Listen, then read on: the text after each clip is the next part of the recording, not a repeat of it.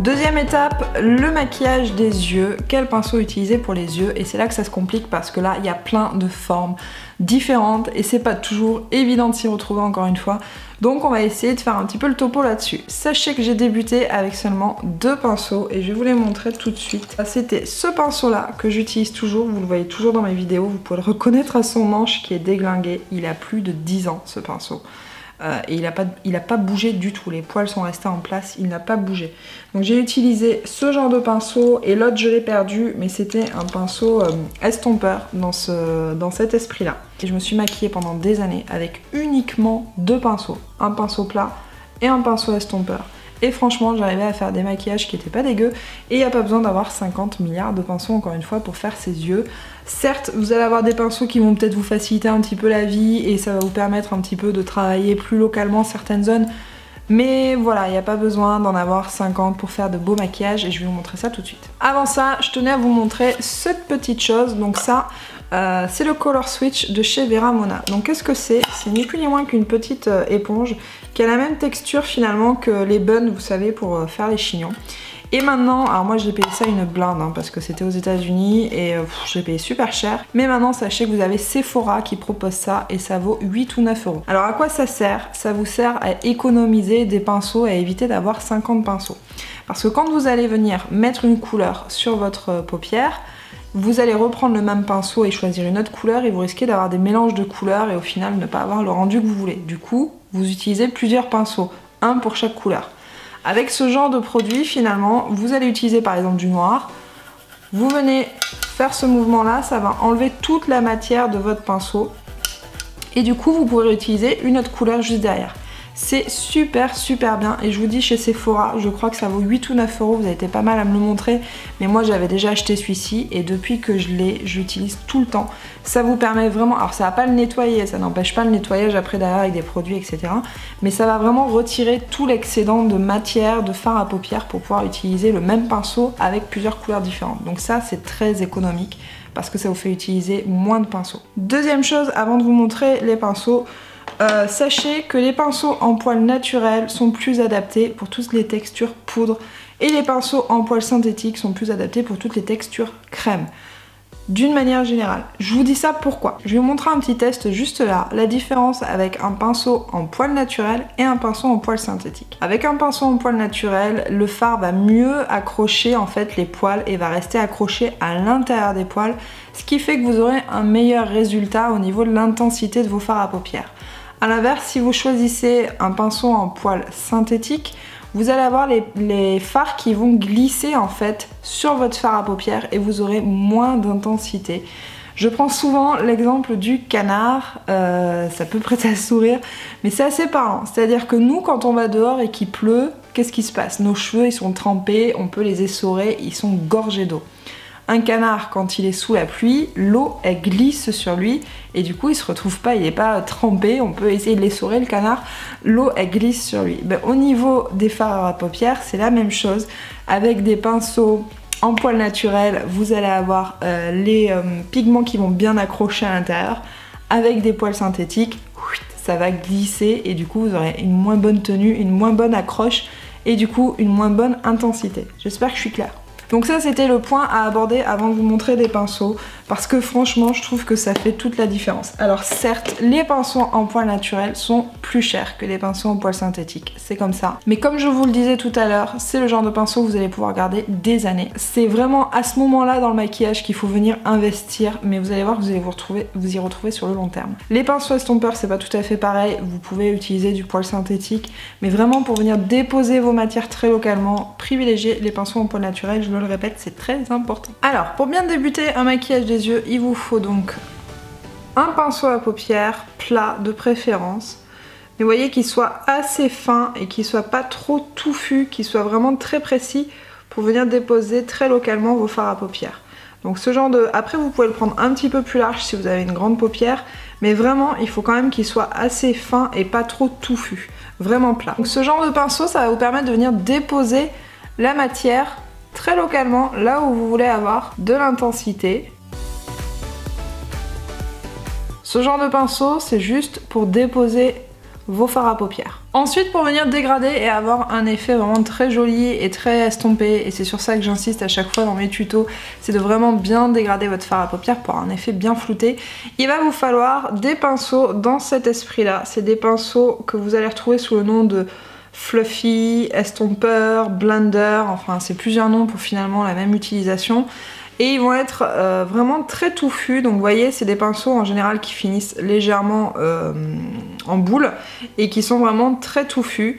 Donc là par exemple on a celui de chez MAC, le 217 de chez MAC, on a son dupe, c'est celui de chez Peggy Sage.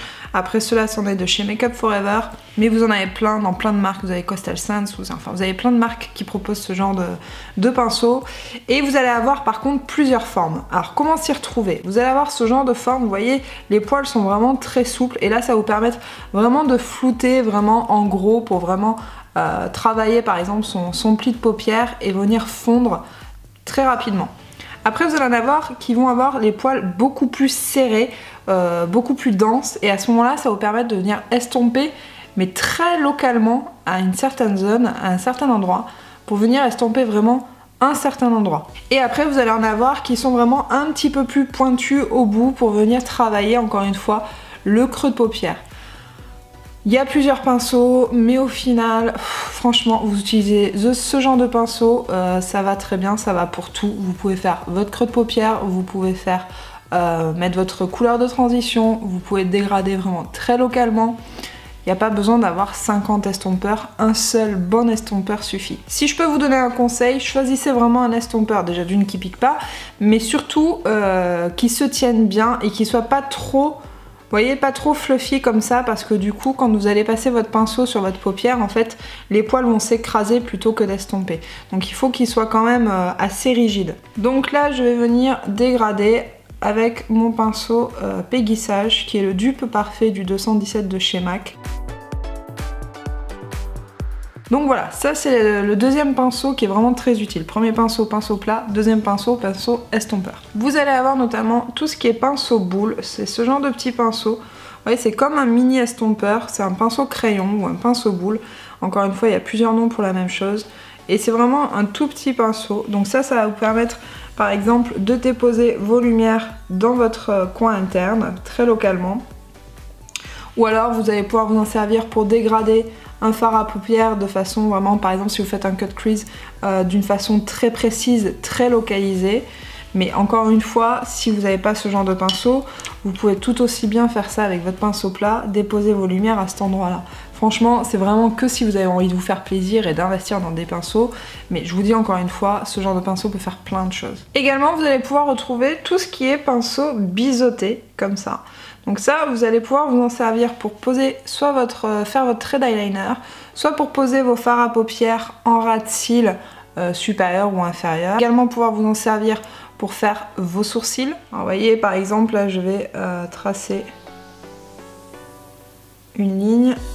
Et vous voyez, ça permet d'être vraiment un petit peu plus précis et travailler son ras de cils inférieur. En fait, ça permet de venir étirer mon regard. Et après, avec mon pinceau plat, je vais pouvoir venir rajouter de la matière sur l'extérieur pour vraiment agrandir le regard. Vous pouvez également retrouver ce genre de pinceau, c'est comme un estompeur mais assez long et plutôt fin. Donc ça va vous permettre par exemple de venir dégrader le dessous de votre œil à cet endroit-là, ou de venir déposer des fards à paupières vraiment très localement. Voilà, vous avez plusieurs utilisations. Encore une fois, vous pouvez faire ça avec votre petit pinceau boule que je vous ai montré précédemment, c'est un petit peu la même utilisation finalement. Et enfin, vous allez retrouver tout ce qui est pinceau liner. Donc là, vous en avez plusieurs formes. Ça dépend de comment vous aimez votre trait, si vous l'aimez très fin, si vous l'aimez épais, si vous l'aimez étiré, ça dépend de ce que vous préférez. Mais là, vous en avez plusieurs. Donc vous allez avoir ceux qui sont vraiment très fins. Vous allez en avoir des biseautés, mais encore une fois, il faut les choisir vraiment très très fins si vous voulez pas que votre trait soit trop épais. Après, vous avez les pinceaux eyeliner un petit peu plus épais pour les personnes qui veulent des gros traits de liner, ou alors tout simplement si vous voulez économiser un pinceau, choisissez des eyeliners avec un embout pinceau, comme ça vous fait économiser un pinceau. Pour résumer, pour débuter, ce que je vous conseille, c'est vraiment d'acheter un bon pinceau plat à paupières fin, pas trop touffu, vraiment plat et en poil naturel, c'est ce qui va vous permettre de déposer vos couleurs. Ensuite, je préconise ce genre de pinceau, donc c'est les pinceaux estompeurs ou fluffy ou blender que vous allez retrouver chez plusieurs marques qui vont avoir cette forme arrondie mais qui se tiennent quand même, et ça va vous permettre de flouter votre fard à paupières et d'avoir un rendu beaucoup plus joli, beaucoup plus estompé. Donc ça, c'est vraiment les deux pinceaux que je recommande. Pinceau plat, pinceau estompeur. Maintenant, si vous avez envie de vous faire plaisir, je conseille également de prendre un pinceau boule ou un pinceau crayon. Voilà, ça se présente comme ça, c'est un tout petit pinceau qui va vous permettre de venir déposer très localement vos fards à paupières à un endroit bien précis, et c'est quand même relativement pratique aussi pour venir estomper le dessous du ras de cils. Maintenant pour les sourcils, si comme moi vous utilisez des gels à sourcils, il vous faut un pinceau. La solution la plus économique, c'est encore de prendre un crayon pour faire ses sourcils. Bien souvent, au bout du crayon, vous allez avoir un petit goupillon, du coup ça vous fait économiser, vous n'avez pas besoin d'acheter le pinceau pour appliquer et le goupillon pour estomper. Par contre, si vous utilisez des textures crème ou fluides comme ça, il va vous falloir un pinceau pour appliquer le produit. Et là, je reviens du coup sur ce pinceau que je vous ai montré tout à l'heure pour l'eyeliner. C'est un pinceau biseauté, vraiment très très fin. Il faut vraiment qu'il soit extrêmement précis pour venir travailler votre sourcil vraiment dans la finesse. Et que vous utilisiez des fards à paupières, des fards crème, des gels à sourcils ou un crayon, dans tous les cas, il vous faut un pinceau goupillon. Vous voyez, c'est ce genre de petit pinceau. Ça va vous permettre en fait de venir estomper et d'avoir un rendu beaucoup plus naturel. Donc comme je vous disais tout à l'heure, si vous utilisez des crayons, bien souvent de l'autre côté, un bout vous avez le crayon et de l'autre côté vous avez déjà le goupillon d'intégrer. Ça vous fait économiser, mais il faut savoir que c'est vraiment un pinceau qui coûte pas cher. Celui-ci par exemple, c'est celui de chez ELF, il m'a coûté 1 €, il fait très bien son job. Celui-ci, c'est celui que j'ai acheté dans le kit de chez Make Up Addiction. Pour 3 fois rien aussi, donc franchement c'est pas le genre de pinceau où il faut investir, ça va uniquement vous servir à venir estomper vos poils et avoir un effet vraiment beaucoup plus naturel. Donc voilà pour les sourcils, un pinceau très fin et un goupillon pour venir estomper. Si vous voulez savoir comment je fais pour faire mes sourcils, je vous invite à checker ma vidéo où je vous explique tout, comment faire pour avoir des beaux sourcils. En attendant, aujourd'hui je vais faire hors caméra et je vous reprends tout de suite.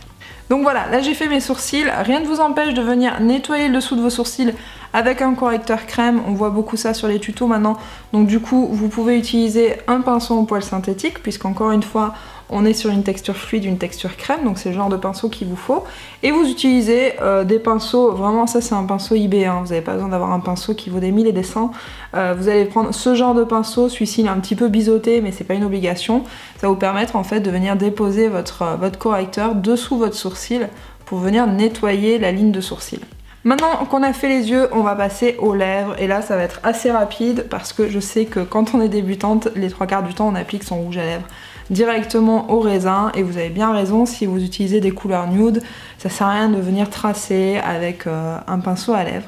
Par contre, si vous utilisez une couleur qui est assez pétante, assez voyante ou assez foncée, franchement, je vous conseille vraiment d'utiliser un pinceau pour les lèvres. De cette façon, ça va vous permettre d'être beaucoup plus précis et de pouvoir venir faire les bordures beaucoup plus nettes que ce qu'on pourrait le faire directement avec le tube. Là, ça vous permet de bien travailler en fait vos bordures. Maintenant, si vous mettez que du gloss ou que vous mettez que des rouges à lèvres nude, vous n'avez pas l'utilité d'un pinceau pour ça. Alors, comment choisir son pinceau à lèvres? C'est tout simple, il vous faut un pinceau en poil synthétique, donc là c'en est 2 de chez Sigma par exemple, donc il y a le E56 et le E46. En fait, on va venir choisir son pinceau à lèvres en fonction de vos lèvres. Si vous avez des lèvres fines, prenez un pinceau qui est relativement fin. Si au contraire, vous avez une bouche plutôt pulpeuse, prenez un pinceau qui est beaucoup plus large. Également, il faut faire attention à la pointe de votre pinceau. Vous voyez, vraiment le bout, il faut qu'il soit vraiment très précis parce que, encore une fois, on va venir travailler la bordure. Et si vous avez un pinceau qui est complètement effrité au bout avec des poils qui se barrent dans tous les sens, c'est impossible d'avoir un résultat net. Et voilà, cette vidéo est finie, j'espère qu'elle vous a plu et que ça vous a été utile surtout. N'hésitez pas à mettre un petit pouce en l'air si vous avez aimé et à me dire dans les commentaires ce que vous pensez de ce genre de vidéo, si ça vous permet d'apprendre des choses. Moi j'ai adoré en tout cas vous expliquer tout ça, même si c'est compliqué et qu'on peut pas forcément s'y retrouver, vous expliquer tous les pinceaux qu'il existe parce qu'il y en existe tellement. Mais j'espère que maintenant vous allez y voir un petit peu plus clair. En attendant, je vous fais des gros bisous et je vous dis à bientôt pour une prochaine vidéo. Ciao ciao!